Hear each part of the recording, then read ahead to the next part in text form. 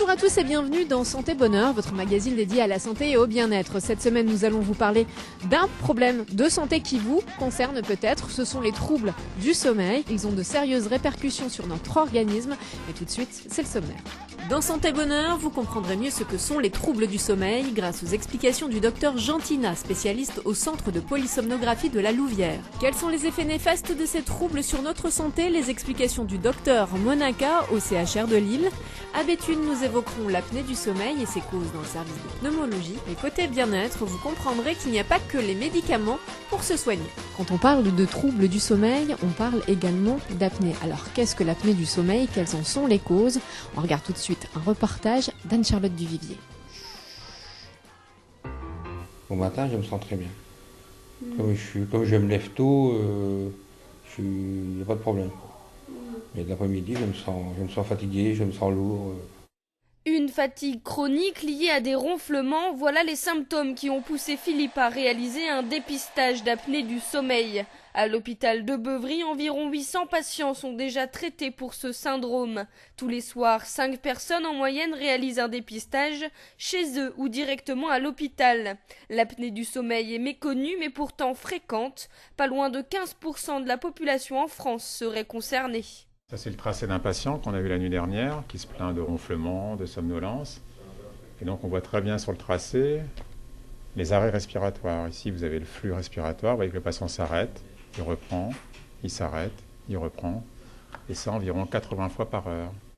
Ces diminutions de flux respiratoire peuvent durer jusqu'à 10 secondes. Le mécanisme est connu, la personne subit en fait un rétrécissement du pharynx, comme si on l'étranglait. Le micro-éveil qui suit permet une reprise respiratoire. Pour les patients les plus atteints, ils peuvent être réveillés ainsi 500 fois durant la nuit, sans en être conscients. Un syndrome qui a ses conséquences. En dehors du fait qu'elles vont fragmenter le sommeil et qu'elles vont vous rendre fatigué dans la journée, eh bien, elles ont un risque cardiovasculaire, elles ont un retentissement sur le système cardiovasculaire très important.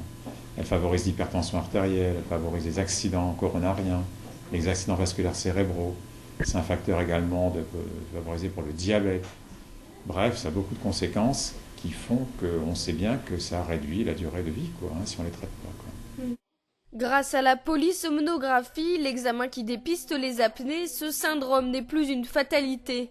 Bernard est soigné depuis plusieurs années grâce à la PPC, la pression positive continue. Un appareil lui fournit de l'air sous pression via un masque et permet un sommeil profond et réparateur. Avant, il fallait que je fasse sonner le réveil 3 ou 4 fois avant de me lever. Maintenant, il suffit que ça sonne une fois pour que je me lève et je suis beaucoup plus détendu. Beaucoup moins fatigué. Mais moi, je me suis habitué très vite. Et il faut penser à une chose, c'est que ça nous permet de vivre. Le dépistage est certes impressionnant, mais complètement indolore. Les 15 électrodes reliées à un boîtier enregistrent les différents paramètres du sommeil. Une étape nécessaire pour retrouver plus tard une qualité de vie satisfaisante.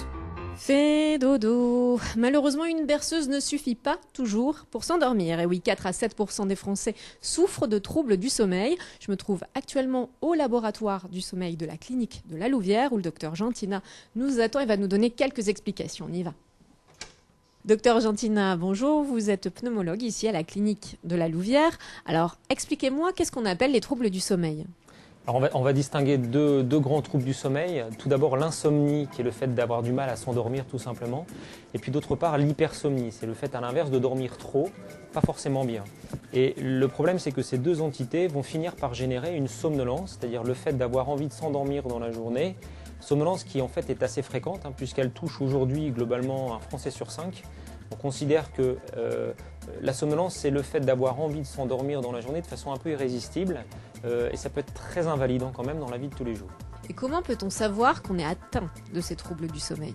Alors, la première chose, c'est d'abord de reconnaître les signes qui peuvent faire évoquer une somnolence. Ça peut être simplement le fait de se réveiller le matin avec un sommeil peu réparateur, une mise en route matinale plutôt difficile, parfois d'avoir la tête lourde le matin quand on se réveille, avoir une diminution de ses performances cognitives ou comportementales, c'est-à-dire troubles de la mémoire, troubles de l'attention, agressivité, irritabilité, et puis à l'extrême, avoir vraiment des envies de s'endormir dans des périodes d'inactivité. On va prendre l'exemple de début d'après-midi après le repas, mais on a des formes parfois où on s'endort lorsqu'on est assis sur une chaise, en classe, en cours, ou parfois même en voiture. Et il faut savoir quand même qu'aujourd'hui la somnolence génère un accident de voiture sur 3. C'est la première cause d'accident de voiture, la somnolence diurne excessive. Alors comment peut-on éviter ces troubles? La première chose à faire, c'est, je pense, en parler à son médecin traitant, à son médecin référent, qui peut éventuellement faire une évaluation subjective de la somnolence en faisant remplir un petit questionnaire tout simple, qu'on appelle le score d'Epworth, où on va lui demander s'il a tendance à s'endormir dans différentes situations. Et puis à partir de là, on va pouvoir avoir une évaluation d'une somnolence subjective. Éventuellement, après, le patient peut aller recourir à un centre du sommeil et aller voir un spécialiste du sommeil pour essayer de percevoir quelle est la cause. À l'hôpital Roger Salingro à Lille, le service du docteur Monaca veille sur le sommeil de ses patients. Il traite l'insomnie, mais aussi l'hypersomnie et les somnolences excessives. Des difficultés souvent révélatrices de stress, d'anxiété ou de mauvaise hygiène de vie plus que de véritables maladies, mais troubles aux conséquences parfois importantes. Il y a des études aux États-Unis qui ont montré que les gens en privation de sommeil, mais répétée, je sais pas, j'ai une nuit blanche, mais je dors en moyenne moins de 5 heures par 24 heures tous les jours. Ces gens-là ont 4 fois plus de risque de développer du diabète, 4 fois plus de risque de développer de l'hypertension artérielle, qui sont des maladies authentiquement sérieuses et graves. Dans la prise en charge des troubles du sommeil, l'entretien individuel a une importance toute particulière. Il permettra peut-être de déterminer l'origine des difficultés. Et quelquefois, les causes sont vite identifiées. C'est toutes nos mauvaises habitudes, le café, le thé, le tabac, la télévision, l'ordinateur tard le soir, les jeux vidéo, Internet, tout ça, ça réduit le temps de sommeil. Si l'hygiène de vie est parfois une réponse, les troubles du sommeil peuvent être aussi révélateurs de problèmes bien plus lourds. Dépression, maladies neurologiques ou psychologiques. Les solutions sont alors bien plus compliquées. Dans tous les cas, les conditions de vie et la pression de la vie moderne sont à prendre en compte. Il y a une étude il y a 2-3 ans qui a montré que si on compare notre temps de sommeil actuellement à ceux de nos grands-parents, donc on remonte à 2 générations, ce qui n'est pas si loin que ça, on a perdu en moyenne 2 heures par 24 heures de sommeil, ce qui est énorme. On risque d'avoir des conséquences par rapport à ça, notamment en termes cardiovasculaires. Autre donnée, l'âge. Il rendra le sommeil plus léger, mais pas forcément moins long. La durée de nos nuits est une donnée génétique. 6h30 pour les petits dormeurs, 9h pour les longs dormeurs, et le temps ne change rien à l'affaire. Comment on soigne ces troubles du sommeil? Est-ce qu'on a besoin de médicaments ou c'est simplement avec une meilleure hygiène de vie? Alors la guérison va dépendre de la cause, bien entendu. La cause la plus fréquente étant la dette de sommeil. Ça, généralement, ça se règle simplement en consultation au cabinet. On n'a pas besoin de faire forcément un examen du sommeil pour régler une dette de sommeil. Ce sont des conseils simples. Alors, les conseils qu'on donne, nous, aux patients, c'est d'éviter de se coucher trop tard, bien entendu, éviter toutes les activités stimulantes le soir, c'est-à-dire toutes les activités physiques au-delà de 18 heures, éviter toutes les situations stimulantes comme la télévision, l'ordinateur, le téléphone, notamment dans la chambre, éviter tout ce qui est lumineux dans la chambre. On préconise une atmosphère plutôt calme dans la chambre, pas de plus de 18 degrés, pas de lumière non plus dans la chambre. Ça, c'est vraiment, on va dire, la base.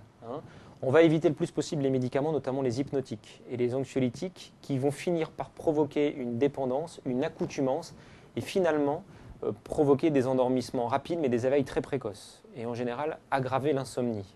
Merci beaucoup, docteur Gentina, pour toutes ces explications. Dites-moi, monsieur, vous savez ce qui se passe de nouveau au niveau de la médecine? Pas du tout. Eh bien, regardez tout de suite le Quoi de neuf, docteur?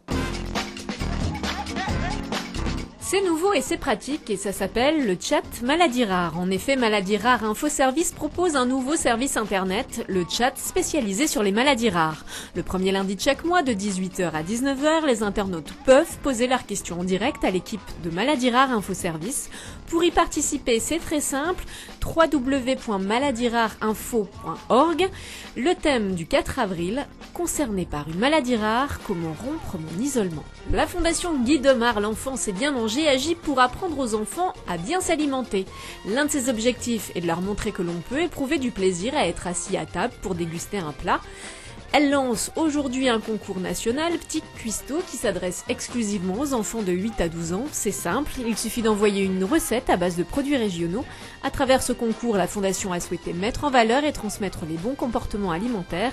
Pour s'inscrire, c'est avant le 16 avril minuit sur le site www.guidemarle.org. On n'est pas obligé de se soigner systématiquement avec des médicaments, il existe aujourd'hui des méthodes beaucoup plus douces. Et c'est maintenant notre rubrique bien-être. Pour traiter les troubles du sommeil, de plus en plus de Français choisissent de se tourner vers la sophrologie, une méthode qui a pour objectif de trouver un équilibre entre le corps et l'esprit pour arriver à un certain bien-être. À Dunkerque, Noémie Masson s'est installée il y a peu et accueille des personnes comme Daniel qui ont des problèmes pour s'endormir et ne veulent plus avoir recours aux médicaments. Alors la sophrologie, je connais ça depuis 15 ans. Donc, et comme là dernièrement j'ai eu des problèmes de sommeil et que j'ai su que mademoiselle Masson s'était installée, je suis venue la voir pour essayer de régler ses problèmes. Au début de chaque séance, la sophrologue détend le patient. Objectif, tenter de visualiser le trouble et réussir à l'appréhender de façon positive. On va travailler avec une visualisation du problème. Donc elle va imaginer avoir ce souci, donc se réveiller par exemple en pleine nuit. Mais à ce moment-là, elle va imaginer que tout va bien. Donc ça sera vraiment, le problème sera pensé d'une manière positive. Donc à force de prendre cette habitude-là, elle va se réveiller comme d'habitude, mais elle va plus être, au lieu de se dire, de penser qu'elle va pas s'endormir du tout, elle aura pris l'habitude d'être plus calme, plus sereine à ce moment-là, donc elle pourra se rendormir plus paisiblement et au fil du temps peut-être même plus se réveiller. Les séances sont enregistrées pour que le patient puisse refaire les exercices chez lui et acquérir plus vite de bons réflexes pour enfin avoir accès à une bonne nuit de sommeil.